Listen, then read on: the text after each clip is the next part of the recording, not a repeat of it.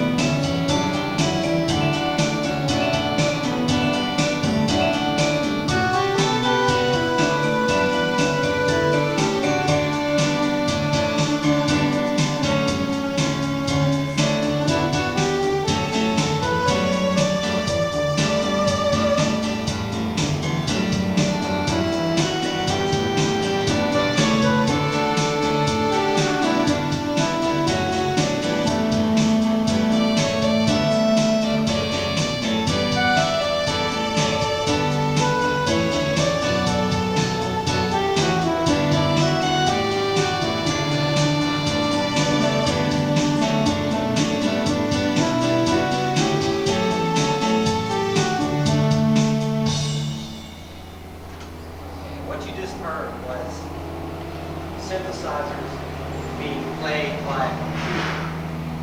Now, the way that this is done through a device called MIDI.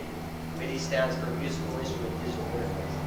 As we go further along in it, we'll go more into depth on what MIDI is and what you can do with it. But first, I'm going to use a short history. Early sound synthesis actually started in the 1900s, but it wasn't until the 60s and 70s before any notoriety came about from it. The first synthesizers of any importance were manufactured by a Moog Music gentleman by the name of Bob Moog. Okay.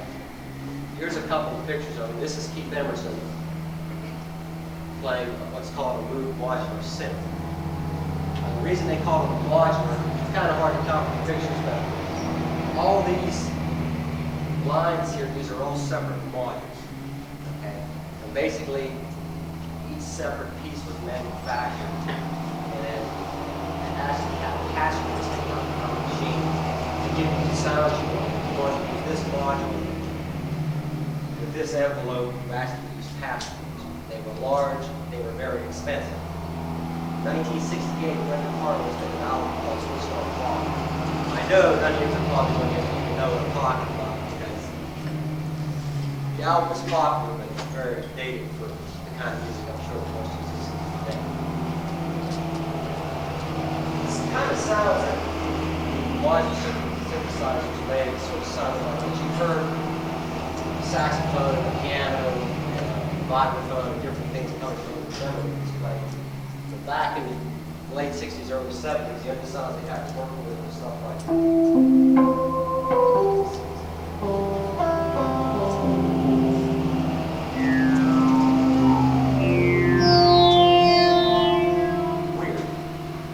Unique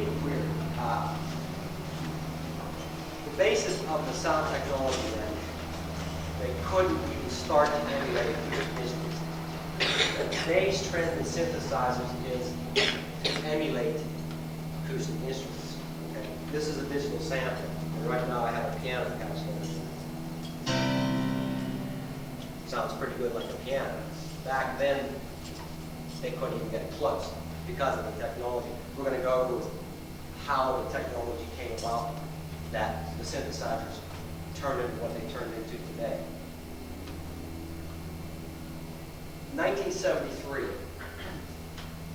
The biggest complaints about these were size, bulk, complexity, and 1973, music instrument manufacturers started to listen to the general public, and they started to downsize them. This is what's called a mini loop. Now, this is a scaled down version of the Logic synth you saw. The biggest problem with this was it was a monophonic instrument. You could only play one note at one time. So if you were a working musician and you wanted to get solo and chord work done, you had to have more than one. You're playing 2 or 3 keyboards at the same time. I know I have 3 keyboards out there for different reasons. Also, there was no expression. There was no way to use velocity. And what velocity is the speed at which a key is put down to differentiate the volume from those keys. Now, this is an Art Odyssey. Here again, this was a new company that came out in 1973. It was their first, one of the few products that they did come out with before they went out of business. Now, they came out as a competition to the Mini. The next 5 years basically brought along more refinement, more stable circuitry. 1978, a landmark synthesizer came around. This is called Prophet 5. It was manufactured by Sequential Circuits. Now, what made it so special was that it was the first synthesizer to have a microprocessor built into the unit. Now, what that meant was, it meant for the first time you could have more than one voice playing at one time. This instrument had 5-minute delivery. Here's the differences between analog and digital. Analog is a voltage-controlled synthesizer. The sound is created by generating electric current using an oscillator to make a waveform. Now, these waveforms are rich in harmonics, and what they would do is, when it went through the synthesizer, but we'll get up later, they used envelopes and amplifiers to shape the sound into what they wanted. The advantages was they had a unique sound. Some people today still prefer analog sounds compared to digital. Digital gets a bad rap all the time. Basically because the world grew up on analog devices. And when digital came in, and a lot of the shortcomings that analog had, these didn't have. So a lot of the equipment that they had manufactured to work with analog equipment didn't work very well with digital. They were easier to program also. You take like a mini loop, you could hold the key down and start turning knobs in real time and know exactly what you were doing. You can't do that on these. You have to basically program or do part of the programming and then edit the screen and go back to a play mode to hear what you're doing. So in that respect, digital synthesizers got that for editing and programming. But the good thing is, since the advent of MIDI, you don't have to do